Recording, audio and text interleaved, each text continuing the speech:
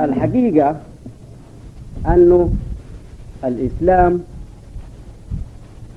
منهاج حياة أكثر منه دين بالمعنى المعروف على الأديان والعقائد. عندما يقول أن الإسلام دين الفطرة،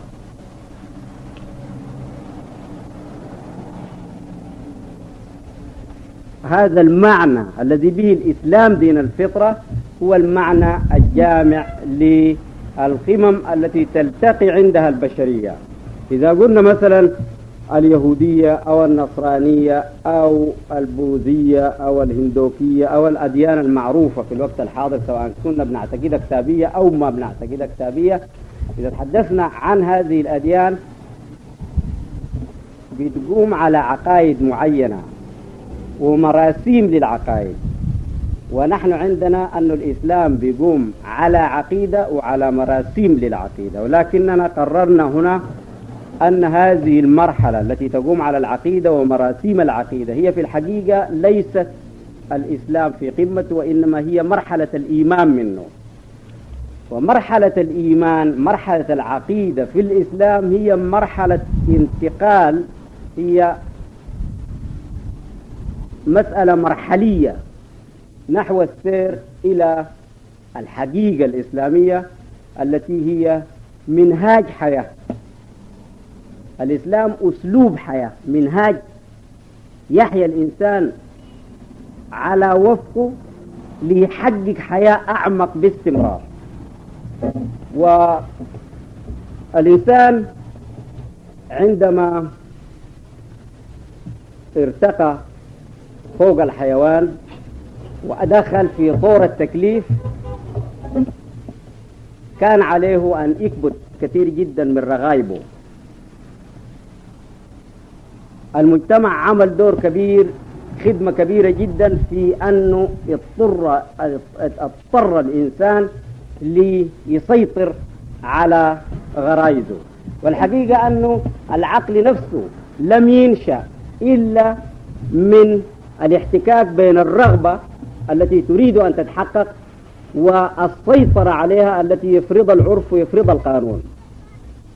الحيوان السائم ما كانت عنده أشياء تمنع من تحقيق أغراضه، شهواته اللي بيسترسل فيها، شهوتي البطن والفرج، من غير وازع ولا قيد.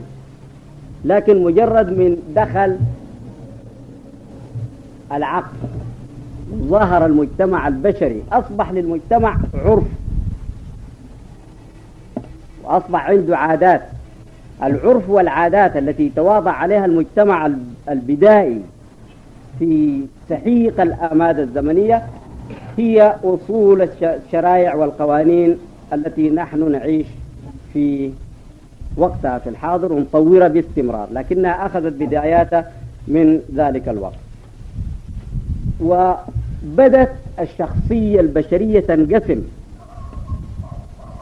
تنقسم بين رغبة مكبوتة ورغبة مسموح لها بأن تعبر عن نفسها.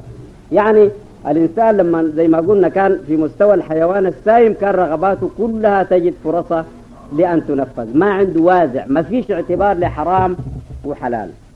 مجرد من جاء الطور البشري جاءت مسألة الحرام والحلال، أشياء تعمل وأشياء ممنوعة قانونا أن تعمل، ولعله في ذلك الوقت لم يكن هناك فرق بين القانون والأخلاق والعادات، مسألة واحدة، لأنها كانت في البداية أشياء ممنوعة عرفا أن تعمل، الإنسان لابد له أن يكبتها. من الكبت ده ظهر الذكاء، ظهرت الإرادة، وظهر العقل. والإنسان اللي ما بيكبت، الإنسان اللي بيسترسل زي السايمة، بيلقى كثير جدا من العنف من المجتمع.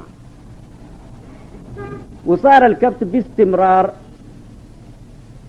مترسب إلى أن جاء الوقت اللي يمكن الإنسان عندنا هسه في الوقت الحاضر أن نتكلم عن العقل الواعي للإنسان والعقل الباطن. العقل الواعي هو الإرادة الظاهرة، الذكاء والمقدرة على تنفيذ ما يجب رغم حديث نفسنا، رغم إرادة نفسنا لتسترسل كما هي. والعقل الباطن ما كبتت فيه المسائل دي من الزمن المتأخر في تاريخنا. العبادات في الواقع حقيقتها هي منهاج تعبدي يعرف الإنسان بنفسه أكثر مما هي مسألة يتقرب بها الإنسان لله بالمعنى المعروف في العقائد. الأمر الذي نريد أن يكون واضح هو أنه جاء الوقت للعبادات أن تفهم على حقيقتها وأن لا تؤخذ على اعتبار أنها مفروضة ونحن نؤديها. هي لم تفرض إلا وسيلة لغاية، وما من شك أن الله غني عن عبادتنا.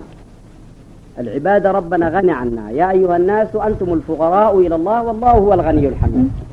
فإذا إذا كان ربنا غني عن العبادة يبقى نحن الذين نحتاج العبادة، أنا وإنت والثالث والرابع من العباد محتاجين للعبادة لأنفسنا ثم محتاجين لنسلك بها في المجتمع. هي الحقيقة كأنما هي مدرسة لتعدنا في الترقي الروحي لأنفسنا والمقدرة على أن نوصل الخير للناس وأن نكون نافعين في المجتمع.